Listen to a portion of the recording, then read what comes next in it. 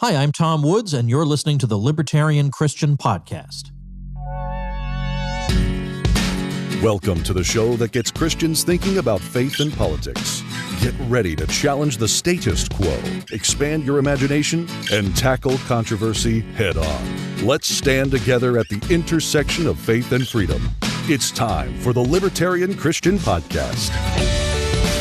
Welcome to another episode of the Libertarian Christian Podcast, a project of the Libertarian Christian Institute. I'm your host, Doug Stewart, and I have a returning guest, Jared Byas, who is the co-host of the popular podcast, The Bible for Normal People, and co-author of the book Genesis for Normal People. He's a former teaching pastor and professor of philosophy and biblical studies, and he lives with his wife, Sarah, outside of Philadelphia with their 4 children, and he has written a new book called Love Matters More. Jared, thanks for joining us again. Thank you. You have a great voice for podcasting, by the way. Thanks for having me on. It's good to hear. I'm glad you enjoy this. I recently upgraded my setup here at the advice of my audio guy, so hopefully things are sounding better and better every episode, right? Affirmation. You sound great. Okay, good. So you were on episode 42, I remember, because I was looking at it and I was like, wow, it's been forever since I've had Jared, but this is like the perfect time to talk about your new book. You've written a book called Genesis for Normal People. You're in a podcast called The Bible for Normal People. So are you normal, or is this just sort of a marketing thing? We get that all the time. And you know what? Our mission is to bring the best in biblical scholarship to everyday people. And so when we talk about normal people, we get all that all the time. I don't know if I'm normal or whatever, but for us, it just means if you don't have a PhD in biblical studies, then you're a normal person, because we don't want to have just these esoteric conversations with all these big words that people don't know. We want to make it accessible and practical. And a lot of us who grew up in the church, that's what we thought the Bible was. But we want to bring some of the scholarship behind the Bible to everyday people. Yeah. Okay. So you've got this new book called Love Matters More. You've had lots of conversations with people. I'm sure you don't agree with every single one of them, because that's literally impossible to agree with every single person you have a conversation with.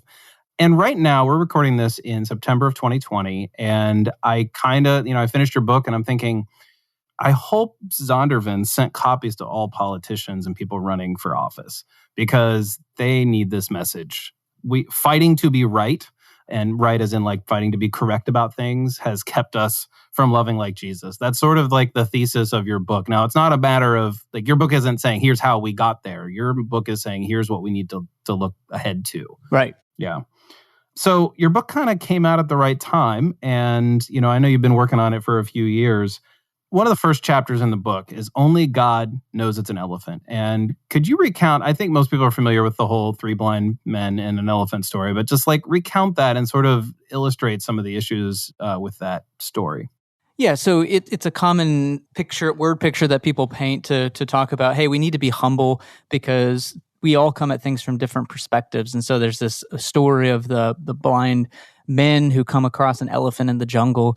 And, one puts their hand up and says, oh, it's a wall, as they feel the side of the elephant. And another one maybe feels the tail and says, oh, no, it's a rope.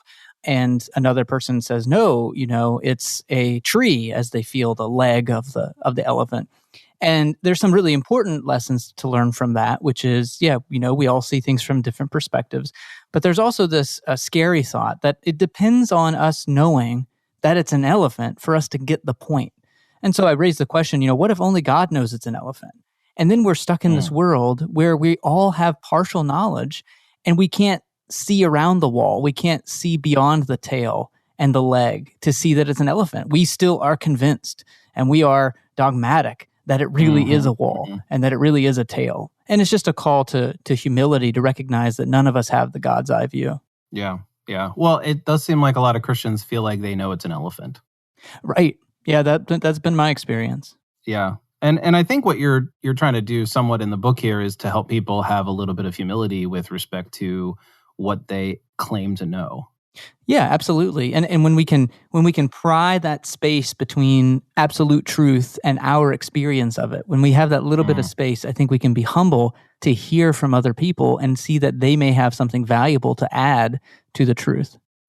So you had the same boogeyman in your growing up years that I heard about. Do you want to talk about the postmodern boogeyman? Yeah, it's, and I think I referenced the book. I think John MacArthur has a book like that's explicitly anti-postmodernism. Fortunately, unfortunately for me, I actually studied philosophy, and I studied it at Liberty University. And even at Liberty, there was, a little bit more of an honest, critical understanding of postmodernism as a way of recognizing that maybe we've put our stake in the ground in the wrong way, or that we've overemphasized what truth can deliver for us.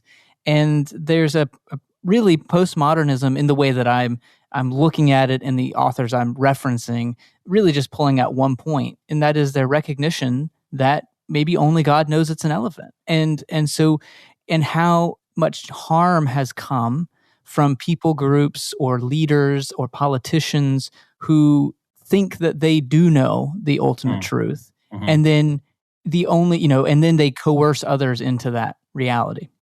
Yeah. If somebody asks you, like, what do you think it means to know something? What kind of answers or questions do you have when you hear somebody talk about that? Well, I like to think of this idea that it struck me a while ago that often we use this word being certain about something. And I think that's one insight for me was recognizing that even if we are certain, we could still be wrong. And that really certainty is a feeling. I feel certain. And that's helpful for me because I used to be someone who was really dogmatic about what I knew, and I was always right and everything else. And then I got married, and my wife would point out to me these times when I was like dogmatic, and it was over such silly things like, no, I distinctly remember I put the keys right here. And then, 20 minutes later, after we argue for a while, she finds them like 30 feet down the hall. And I'm oh, man, I thought, like this feeling of certainty, and then the recognition that I was wrong. It's unsettling. It can shake you a little bit. Yeah. And so it's holding anything that we say we know. It's holding that lightly, unless we are talking about the natural end of a established process. So I think I would be more comfortable saying that we, as a community of specialists in a particular area, know something. For instance, the scientific method, and scientists and epidemiologists and oncologists and people who study even more specific than just doctors. But each field has its own area or methodology. And I think the result of that is when we can say we know something. But even then, I think we have to hold it because that process may turn up some surprising results. We knew all kinds of things in the 1700s that turned out to be wrong. And in 100 years, we'll quote unquote have to unknow all the things that, a lot of the things we think we know now. You just mentioned a few people that we should, who quote unquote know things. And if somebody's listening to this in like 5 years from now, maybe 5 years from now they would, but if they listen to this really far into the future, they may not know what you're referencing. And you're referencing the fact that currently we're dealing with a pandemic, and there are people who are trying to know as best as possible what to do. And the people who, and we don't need to get into the weeds there, but the people who are sort of, advising those calling the shots have access to power. And I think one of the things that, your book argues for each of us, the readers, to have some epistemological humility and be like, all right, well, we may not know as much as we think we know, and how certain we feel doesn't mean that that's how accurate we are in our knowledge. But what happens when we feel that other people aren't acting that way? Like, how do we, this is a tiny bit off topic from the book, but I feel like it's worth exploring a little bit because we have this sort of like skepticism of other people's certainty. Right.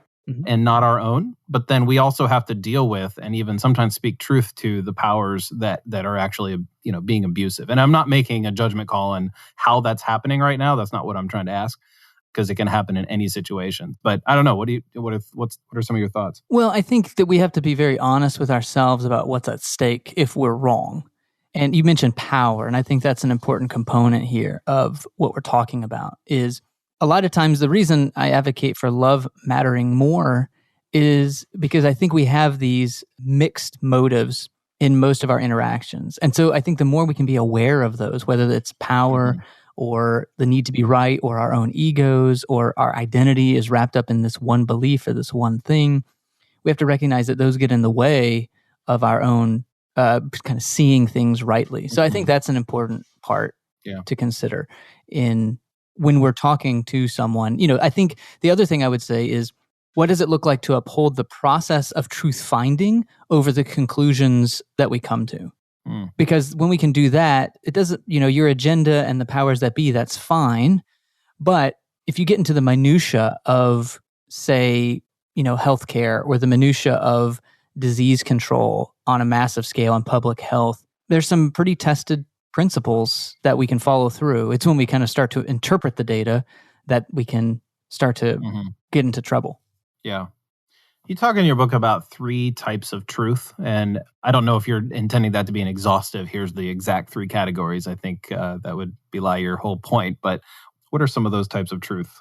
Yeah, and in the spirit of the Bible for normal people, I try to keep it, at the risk of oversimplifying, keep it simple for people. So I think of these 3, really it was just backing out, early on, a few years before I wrote this book, I was curious about this question of how do people use the word truth? And I set up some interviews with folks and just said, hey, let's talk about truth. They were just everyday folks. They weren't people who have PhDs in epistemology or anything like that. What do you mean by truth when you say it? And through these interviews, I came to this conclusion that we use this word three different ways. And it's important because I think we can be frustrated in conversations about truth because we don't realize we're equivocating. We're using different meanings of the same word. So the first is, fact truths. And we often talk about that to talk about, again, the physical reality and the outcomes through the scientific method and these other ways of understanding how the world works as if everyone were dead. So if we took the human element out of it, and we just saw what the world was like with, if we could beam up all human beings out of the earth and just see the natural world as it is, that would be the facts of Earth and or historical facts of what really happened, those sorts of things. Then we talk about the second, which is meaning truths. And that's the human experience. The human experience as it relates to other humans, the human experience as it relates to the natural world, that meaning component. So when we say the Bible is true, we may mean, are we talking about it's historically accurate? It's talking about its scientific, theories? Or are we talking about it being meaningful for understanding what it means to be human in this world? And then the third one is wisdom truth, which I'm a big proponent for because it goes beyond thinking that reality is all about our heads and having the right beliefs. But wisdom truth is this embodiment. It's a life well lived. And I think that's an important component. Often in the old Greek literature, if you read Aristotle and these, when they talk about doing things truly, it's like doing things truly is like as an arrow shoots true. It's straight. It's embodied. It's experiential. It's the everyday life. It's not just beliefs in our head that we check off as being correct or accurate. Yeah, I mean, I like that categorization, fact, meaning, and wisdom, because, we can sort of see that. I mean, maybe one way to think of it, or the way I sort of picture it is like, fact truths or things are a little bit more certain, like 2 + 2 = 4. Right. Although apparently that's come under scrutiny lately. But just look it up if you don't know what I'm talking about, listeners. And then there's meaning truths, and that would be something like, Jared loves his wife, Sarah, and his children, and you can't prove or validate either of those in the exact same way. Right. Yeah. Right. Yeah, they take trying to find out the validity would take a different process. Yep. Yeah. And then the wisdom truth, it's like the validity of it actually just morphs over time. Like your, wisdom as a father, right? Like you were probably not as wise as you were 5 years. No, wait, how did I say? I would say that backward here. You probably weren't as wise as you are today 5 years ago, right? Correct. Yeah. At least I hope that's the case. And so you sort of like that becomes validated over time that you gain wisdom. And I don't really have any real reservations about that at all. I can imagine that even people who want to agree with you, and especially some of your critics, would sort of say that, well, no, Jared, truth is truth. Okay, so that's tautological, but it's like truth is truth, and you got to stand up for it. And you can't go around saying that truth has these different nuances, because then it's just a slippery slope into I don't know, hedonism and heresy and everything else. Yeah, I think that's accurate in terms of what people would say or people have already said. And to that, it's just a matter of, I mean, I think that's okay. And people are welcome to have whatever opinion they would like. But I think what it doesn't do, I'm a pragmatist at heart. And I think without understanding those nuances, we can't communicate as well. We can't talk to one another because we will be ships passing in the night. If I say something like, hey, the Bible is true, and what I mean is it gives us real insight about what it means to be human. And you mean by it, it's historically accurate. So a great example would be the book of Jonah, where one person might say the book of Jonah is true. And I would say, absolutely. However, what that means to me is it speaks some deep truths about what it means to love our neighbors and to love our enemies. And they may say, no, I mean that Jonah was really, swallowed by a big fish.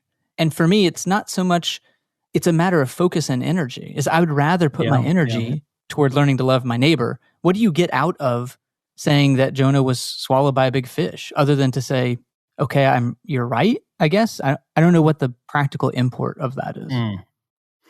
Yeah, I mean, I'm sure people have an answer to that who are of that side of the equation. There's speaking of being a pragmatist, I'm sort of the same way. And to me, the existence of the ability to say, yes, I believe that the book of Jonah is true, when two people might disagree over what you just described, is that you can kind of avoid the nitpicky conversations over, like, you can kind of nod with people when they say things and say, yeah, I agree that Jonah is true. Right. You don't have to get into what you don't agree about, right? Like, you can sort of still agree on the meaning. Sure. Yeah. Yeah, I think that's true. Which is very, I think, really, really helpful when it comes to, I've argued with people over things like inspiration and inerrancy, and we come to very similar sort of meaning out of what we mean in those conversations. Right. But they, often people come to me and say, they'll come back with me and say, but you have to believe it because of these reasons, like for the same reasons I believe it, and in the same exact way. Right. So it's like the meaning part is the same, but the factual underlying whatever they think is the foundation of those meanings is very different. So there's a little bit of convenience in this too. I think, in terms of from a practical perspective. Right, but I think it's also deeper than that, because when I read the Bible, what I sense isn't just a pragmatism, but that what seems to be the important emphasis is on how we live our lives. And so the scaffolding we use to get there, like you say, the reasons why, that seems to be less important than, I think of James, where he says, you say you believe in God, good. Well, even the demons believe in God and shudder. Like, so belief, even in that passage, doesn't seem to be the end all be all to the point. It's more, okay, but what does your belief motivate you to do in the world? And this is also where it says true religion is this, and we take care of the orphans and the widows and that sort of thing. So another objection people might have when we talk about fact versus meaning versus wisdom, and people would say things like, if you work your way, so yeah, of course the Bible is there. I mean, I went to a very conservative Bible college, and I remember one of the professors in like the freshman Bible class basically was saying, the Bible isn't here for you to know anything. It's not a text. Sorry, he didn't say it that way. He said the Bible isn't here for you to know things like a textbook. It is here to change your life. Basically, the Bible is here to change you and transform you so that your behavior reflects the love of Christ. Yeah. Right. So this is a really conservative college institution that I went to. And I'm already hearing that the Bible isn't there as a textbook. I don't think I got that until I was in my mid-20s, even though I heard it earlier. And I'm looking back, oh, okay, Professor Boykin, he knew what he was talking about. Yeah. And he had a heart for the people, and he was also my RA there at the school, and he had a heart for the people under his care. But some people might say, well, you can't have wisdom if you don't find meaning, and you can't find meaning if you don't have the right facts. Like, how can you have the right meaning about a passage if you don't believe it happened, or something along those lines? Would be like, well, you can't find meaning without the fact truth. Yes, I think that is not true. And even the way you said it is, if you don't have the right meaning, the problem with that is I don't know what that means to have the right meaning. So there is what we would call authorial intent. Like, this is what the author meant when the author said this. But meaning by itself, just the word meaning, implies a relationship. So there is a philosopher who calls it the merging of horizons, right? So it's when your intentions meets my understanding. And that's pretty basic for every Sunday morning across the United States. We have pastors who are applying the Bible to our lives. And it depends that the idea of applying the Bible to our life depends upon this dual understanding of meaning. That there's what the author intended, but you know what? The author did not intend when it says, whenever we preach a sermon on the wisdom of, staying focused and on not being, putting other gods before us. How many sermons have I heard that says, hey, maybe your iPhone is an idol. Maybe you've put your iPhone before God. Well, what do you mean then that the Bible meant that? Well, no, I can guarantee you that no author of the Bible intended the iPhone. So we're already back at, meaning depends upon the listener as much as the author. And that's the beauty of it, but that's also the messiness of it, because it keeps us from saying things like the right meaning. Right. For idols, they've unlikely had, again, we're not going to say with certainty, because that's a sin, right? We're not going to say with certainty that for idols, they meant everyday things that became of higher importance than an ultimate goal. They literally meant idols the way we think of ancient history idols, right? So my iPhone is some days an idol, but it's not what Paul or any other biblical writers meant by that. Right. So that's good. And there's like a third layer there in that we believe that the scriptures are inspired, and so that the Holy Spirit has some sort of intentionality going on. And so when Paul writes, I forget what book it was in, where he talks about, he has sort of a pejorative term for Cretans, I think, or something. I don't think he meant it the same way the Holy Spirit might have intended that to be included in the canon, right? So then there's what does God want us to have out of this versus why did Paul write it down, or any person? Right. I think that's right. And also, though, recognizing that the Spirit of God is alive and well today. And so that's part of the equation for sure. Yeah. So the title, Love Matters More, and we've been talking about truth a lot. So let's shift to love. And the idea of love can be very, very vague. It can be very specific. It can be like everybody is going to have their notion of love in the same way that people have different notions of truth. So let's start from you, where you come out on, what does it mean to say, I love this, I love that? What does love mean? Yeah, and my disclaimer here is I think that my hope is more books actually come out about this. So this isn't a definitive definition of love. It's more of a look at the relationship between truth and love. But the definition I use comes from bell hooks, who I think borrowed it from M. Scott Peck. But it's the will to extend oneself for the purpose of nurturing one's own or another's spiritual growth. So the will to extend yourself for the purpose of nurturing someone else's spiritual growth. And then she goes on to say there's other ingredients, and she talks about care, affection, recognition, respect, commitment, trust, honest and open communication, this kind of litany of things. So for me, I define love as this thing between humans. So I don't talk about, what does it mean to love ice cream or anything like that. Right. Because it's really in the sense of how do we love each other even when we disagree fundamentally about some important stuff. How do you feel in what ways do people sort of abuse saying they love something or somebody? I should say. How do they abuse it? Maybe give me an example of what you're thinking. Well, so there are parents who say they love their children, and yet they verbally abuse them let's just, for the sake of this discussion, assume that anybody onlooking would say that what they're doing is verbal abuse. Let's say there's no disagreement by other people, but the parent says, "Oh, but I love my child and I just want them to change their behavior so that they have a good life, and that's why I yell at them all the time," or something like that. Right. Well, I think it's helping to realize that what we mean by love. Two things. I think it has to extend beyond just feelings. I think that's important.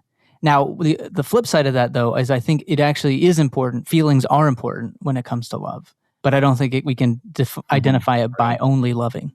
And then secondly, I think we have to extend it to the opinion and experience of the lovee, of the other person in the relationship.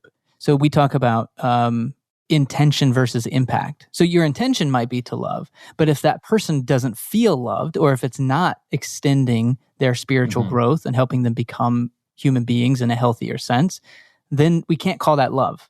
So it can't just be a one-sided definition. So again, meaning is a two-sided coin. So we have to have the intention to love and the impact of it being loved. Okay. So in my head, here's where that goes. And I don't know if this is just some sort of latent, I don't want to agree with you kind of like pushback. Not that I don't agree with you. I like everything on the surface. I'm like, yeah, no, that sounds really good. But, there's those things in the back of my mind.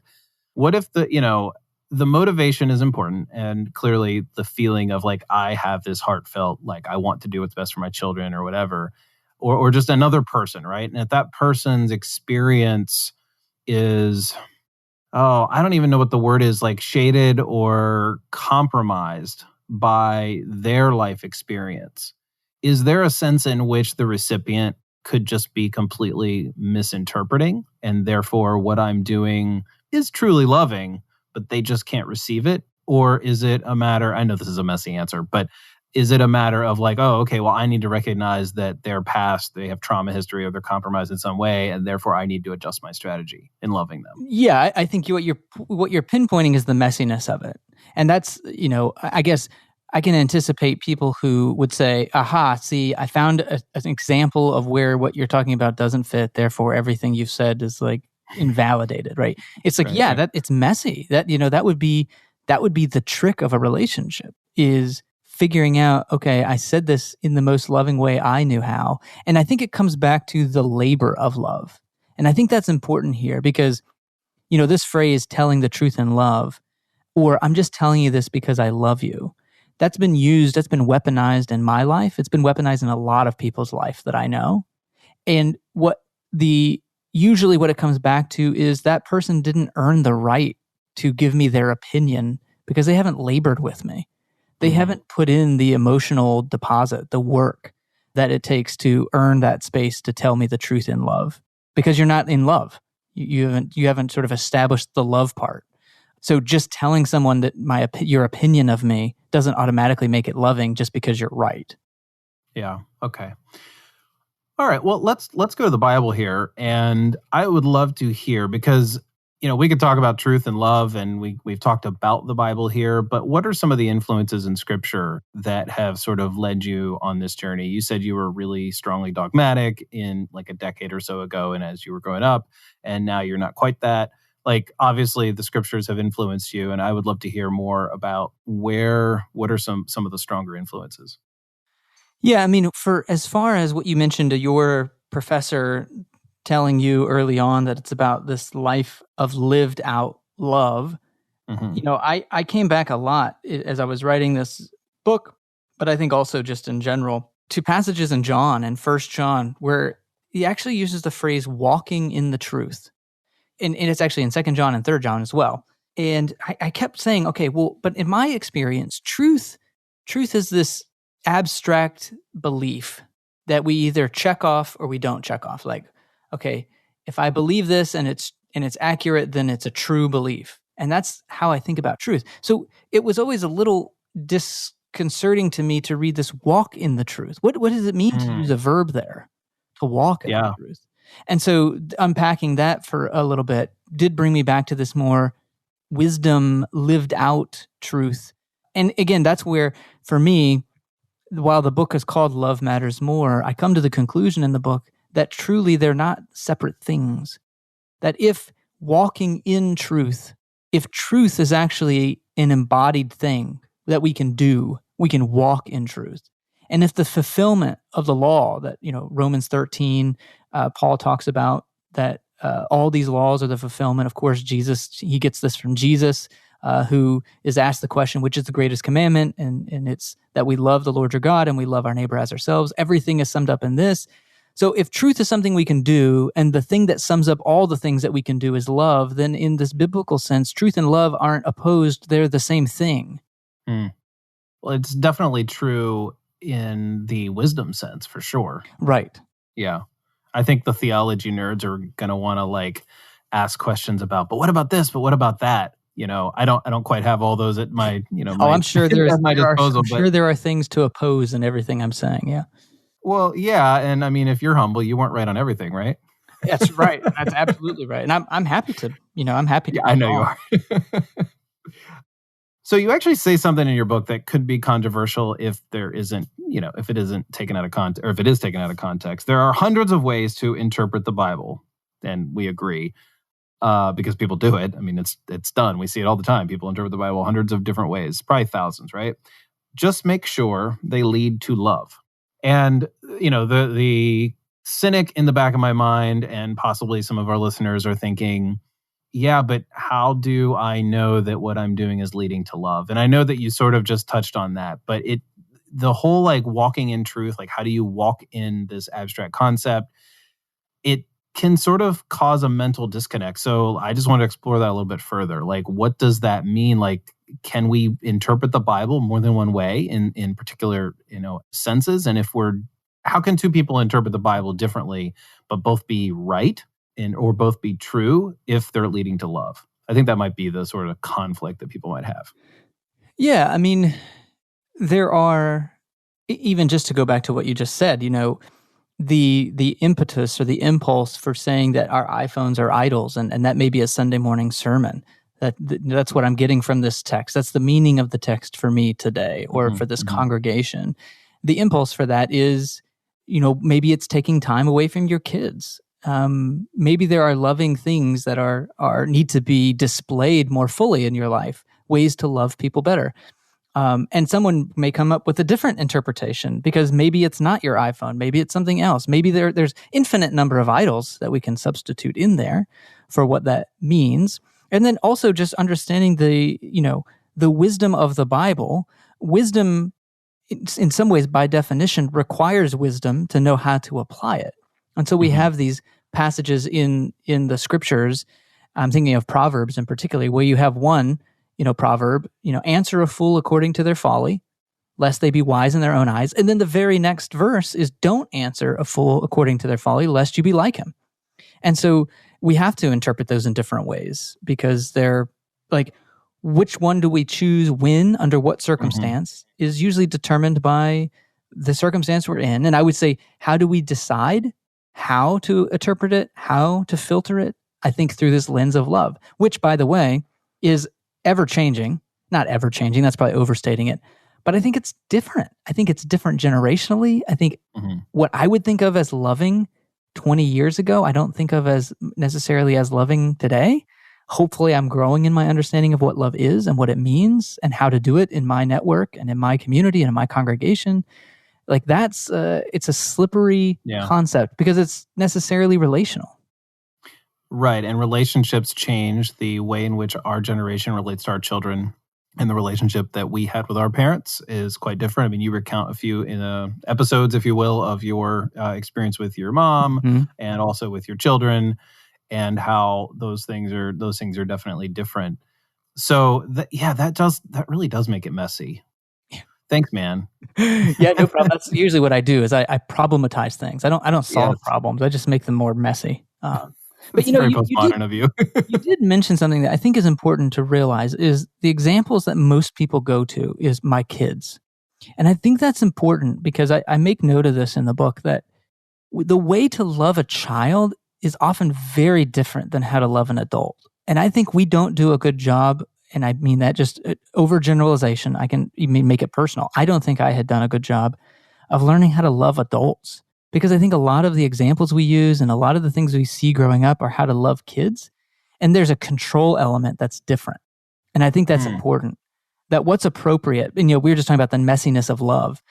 Yeah, what it meant for me to love my son well in the same situation when he's 6 is vastly different than when he's 12. And it's different again when he's 20. Yeah. And we have to recognize that development. And otherwise we end up controlling people and calling it loving. Yeah, it's really, man, children are like, having children is such a blessing and such a challenging, I would say it's like a challenging blessing, right? Like, I wouldn't want to be an adult at my age not as a father. I'm a better person, not because my kids have made me better per se, in that in like, I mean, obviously they've made me better because I've had to wrestle with them, but like the wrestling and the not just wrestling, but like the wrestling with their personalities, right? Right. Has been a challenge for me, and I'm better for it, Yep. And yeah, you're agreeing. So of course our children have that, and they're, I don't know, like, I guess the analogy of the children, or just the example of children and the experience we have in loving them at different ages. I mean, clearly we don't love them the same at those different ages. Actually, sort of is a good picture for how we love other people, because other people, adults, are sort of like, in certain ways, like at different levels of maturity, different ways of relating to us.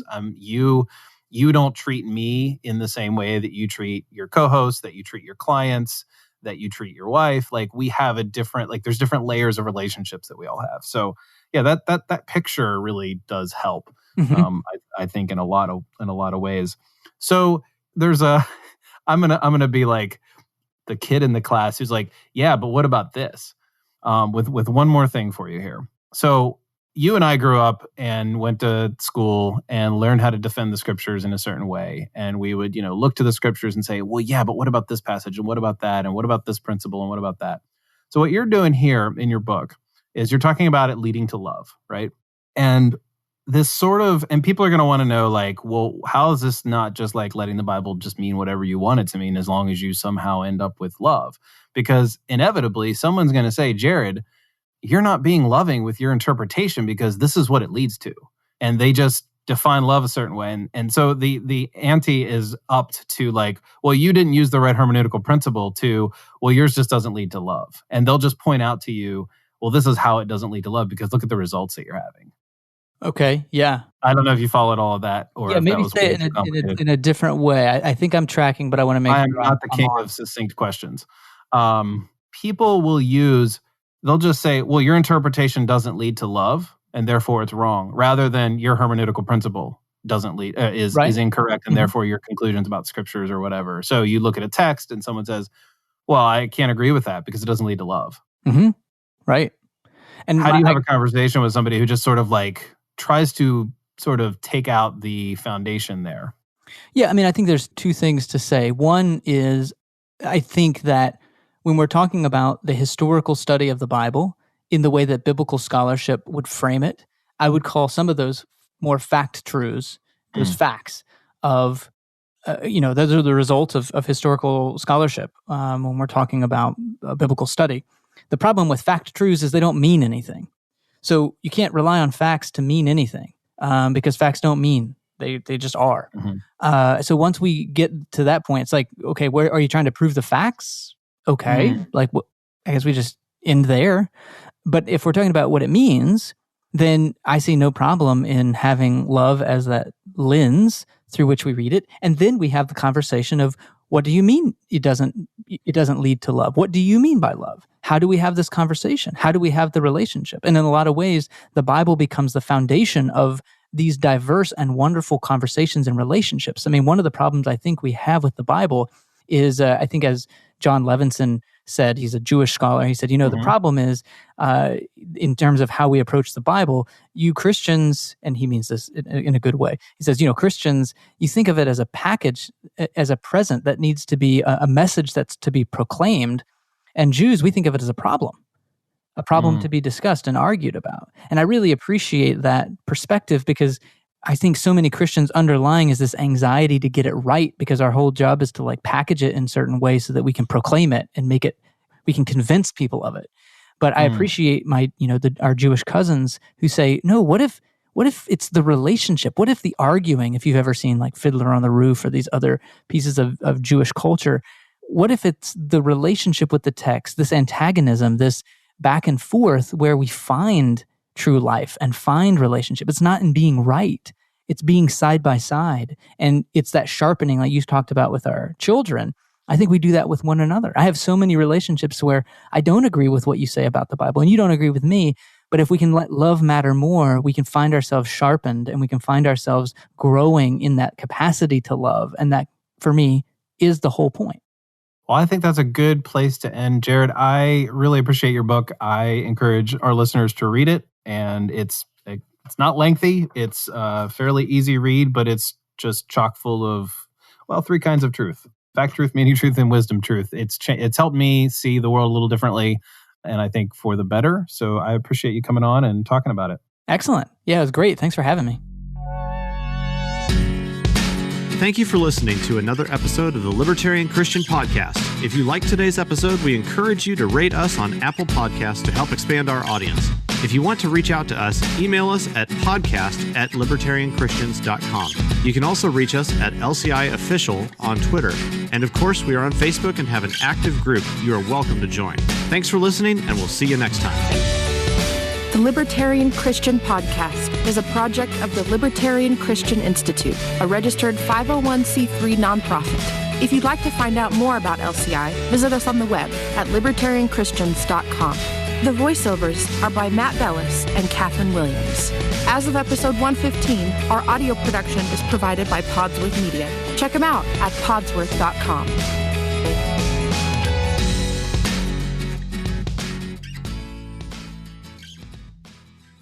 Hey, podcast listeners. Since you like listening to audio content, we wanted to let you know about a new audiobook titled Called to Freedom: Why You Can Be Christian and Libertarian. It's read by me, Jacqueline Isaacs, one of the contributing authors of the book, and every download helps to support the Libertarian Christian Institute. To learn more and to download the audiobook today, go to calltofreedombook.com.